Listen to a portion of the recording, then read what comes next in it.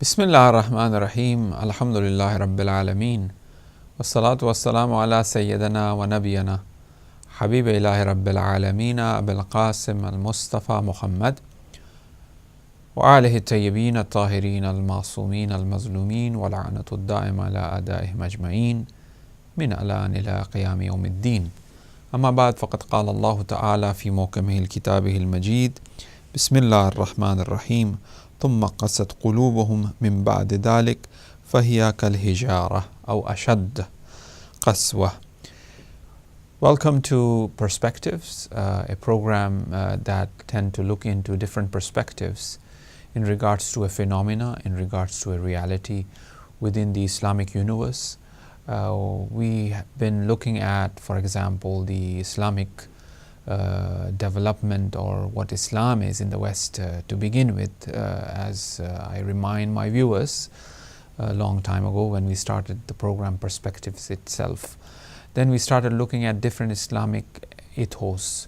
Last week we were looking at the reality of the heart and how heart is considered, or qalb is considered in regards to the requirements of a heart which is pure, qalb salim, a heart which is hard-hearted. The verse which I recited is ثُمَّ قَسَتْ قُلُوبُهُمْ, which means that then your hearts hardened after that. So they are like kal-hijara, they are like stones. Or it says no, أو أشد, or it could be worse than the stones.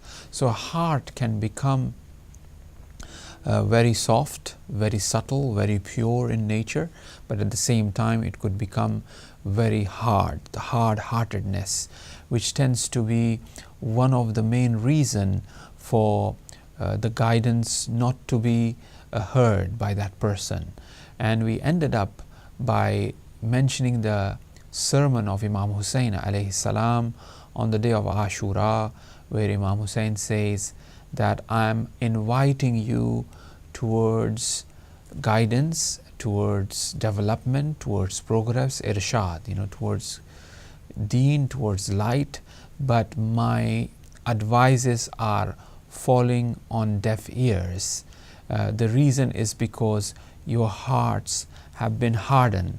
And also Kulthum and Hazrat Zainab Salamullah alayha as well uses this term qaswa, which means hard-heartedness, qaswatul qalb as they say, which is considered to be hard-heartedness.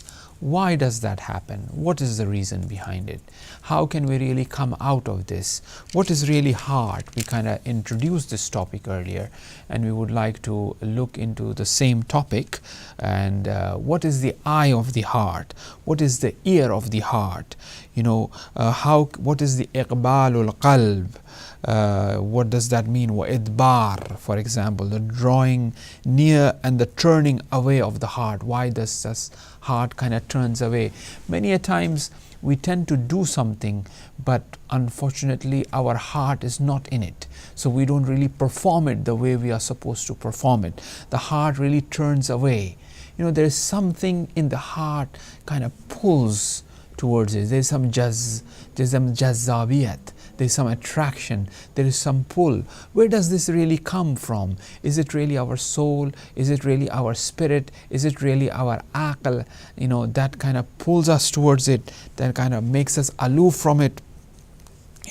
So we will look at some of these aspects of the heart in this program, one after the other, and inshallah we will try to conclude this topic and perhaps start some other ethical or Islamic topic and provide the perspectives on that topic. Now, first and foremost, as we started talking about the hard-heartedness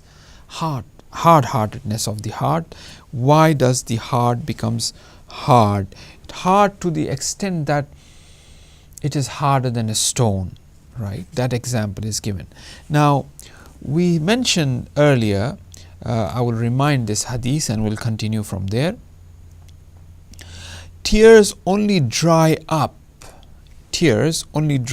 as a result of hardness of the heart. and the hearts only harden as a result of frequent sinning. Now, we complain of our tears not coming into our eyes. Tears are connected to the heart. If our heart is hard, then there will be no tears in the eyes. The heart needs to be soft. If we have taken a look at our young sort of children, children's heart is very soft. They cry very quickly, right? Tears flows in their eyes very quickly. So this is the alayam, this is the sign of a heart being very soft. And this also shows the soul of this person, the heart of this person being very latif, being very subtle in nature. So here Amirul Mu'mineen says that the reason why the heart will become hard is because kathratus dhunub, when a person commits sins day in and day out, this makes his heart very hard. Now, if I want to make my heart soft, I should avoid sin, tarkul muharramat, and I should do anjamul wajibat. As when we look at the akhlaqi aspect of spiritual wavering or spiritual development in ethics, we tend to find that the scholars, they tend to advise, the first thing is that tarkul muharramat, one should really avoid committing those things which are haram. Some of those things might be haram, and we obviously say that we're never going to do that. Halal food, for example, alcohol, these things we say that, oh no, we can't do that. Murder, for instance, oh no way, I can't even imagine doing that. But some of those things are very subtle in nature.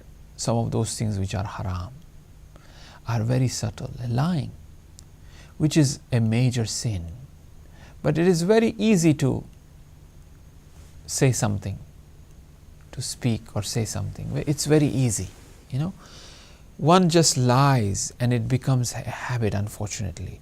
And one have to be very careful in regards to lying. Whether that be a small lie, or we say a white lie, or a black lie, or a red lie, or a purple lie. We tend to give colors to these lies in order that we some way justify our lying. Lying is haram. Whether that be a white lie or whether that be a purple lie. There is no such thing as a white lie or a black lie.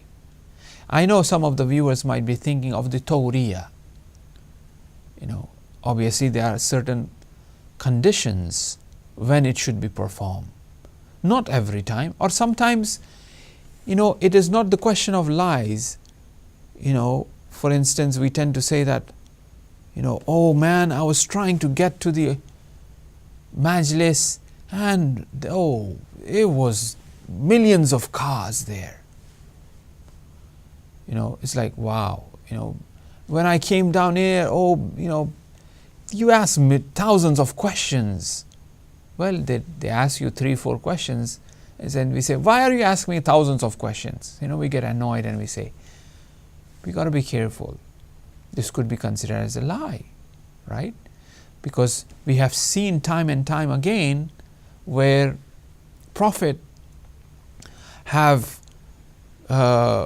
attended to his companions, to his wives, clearly saying that, when he offered food, but they said that it doesn't look nice, I will say no for it, right? So they will say, no, we are full, we don't want to eat. Well, that is a lie. You could say that, okay, I don't want to eat because of such and such reason, instead of saying I'm full, right? So we got to be careful. So now, the reason we started discussing that, which will dedicate a topic on lying later on, we'll discuss that, different perspectives on lying, from ethical perspective, from religious perspective, from non-religious or secular perspective, as we see in the conventional sense, for instance, later on in the future programs.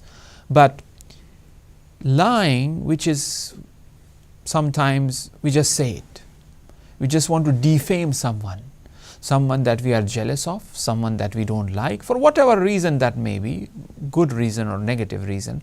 That person might be a marja, or that person might be an alim, that person might be a doctor, that person might be a president of a community, of a center. We have some grudge against him. We say, oh, you know what? Oh, this man, for example, makes money from the public funds. Did I see that? Somebody told me. Number one, somebody told me it was a ghibat. That is a sin as well. So, and he participated in that sin. I participated in that sin, number one. After listening to that, I extended that sin. I mentioned it to someone else. Another sin. Sin after sin. So, and it happens a lot. And shaitan, as we all know, doesn't go in a pub to do waswas. Shaitan comes in masjid to do waswas. Recently, may Allah subhanahu wa ta'ala bless the soul of Ayatollah Rafsanjani, who passed away this week. Yesterday, as a matter of fact, his tatfeen was. May Allah bless his soul and increase his daraja and mahshur him with Ahlul Bayt alayhimus salam. If one pays attention to the message or the letter of Ayatollah Khamenei, in condolence letter that he has given, very unique, very amazing, very fascinating letter he wrote. As people in the West and also in Iran as well, and many who might not be interested in Iranian politics as such, but somehow they kind of, outwardly have some understanding, they were very clear that there is some sort of difference of opinion in the methodology in regards to, the governance, some sort of ikhtilaf between Ayatollah Khamenei and Ayatollah Rafsanjani. People tend to use this a lot to create fitna, where Ayatollah Khamenei clearly attended to this.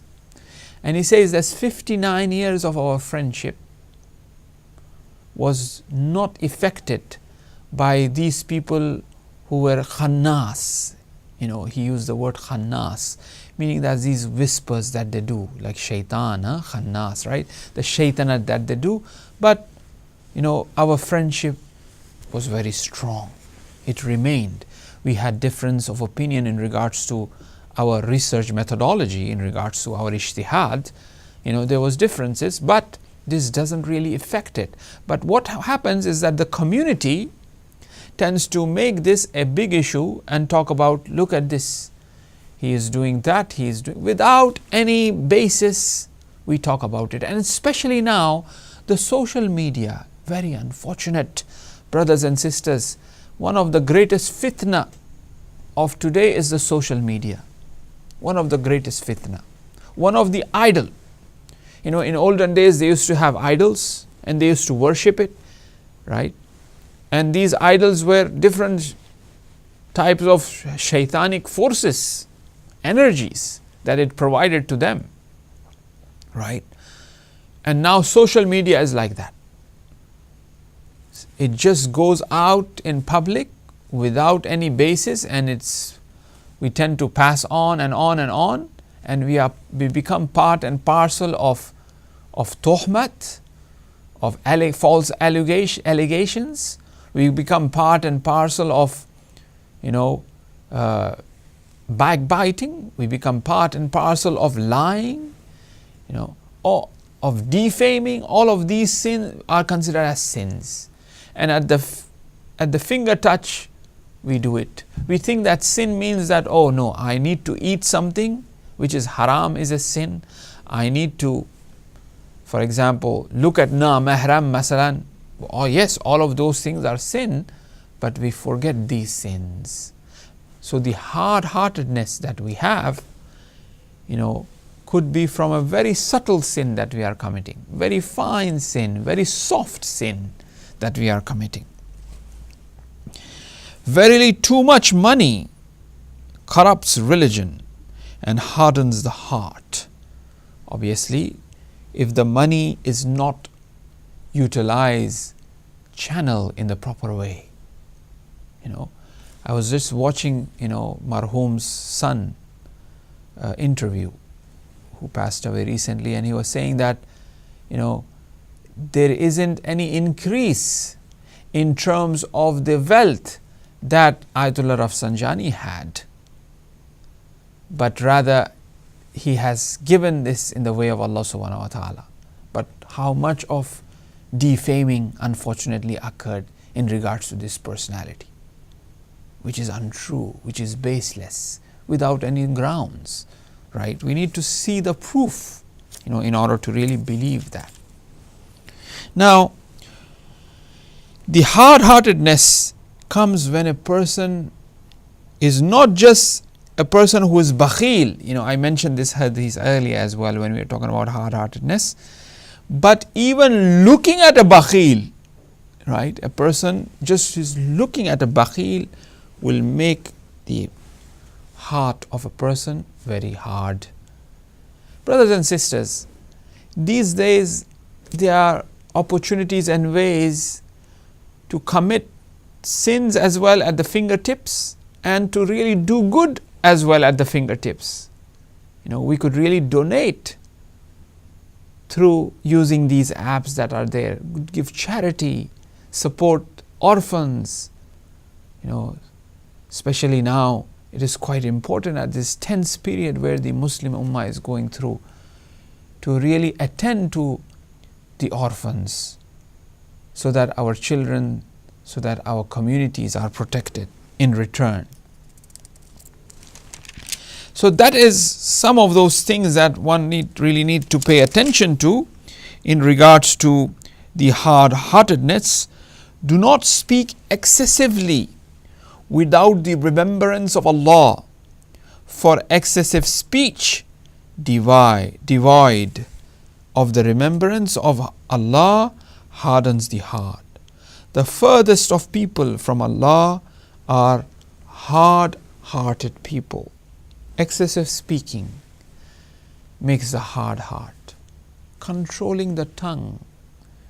As you know that every morning there is an assembly of our organs. The monitor, the head of this assembly is the tongue. All the organs, they say that, O tongue, O monitor, O leader of our organs, if you allow me, or if you allow us, if you allow us, then we will be protected. If you don't allow us, we all will be in trouble. There are so many sins that a person commits by his tongue. There are about more than 500. Inshallah, if Allah give us tawfiq, maybe we can look at what sins a person can commit by his tongue. What sins he can commit by his tongue, right? One should really avoid these things, right? So the assembly says is the sin. Speaking, excessive speech makes the heart very hard.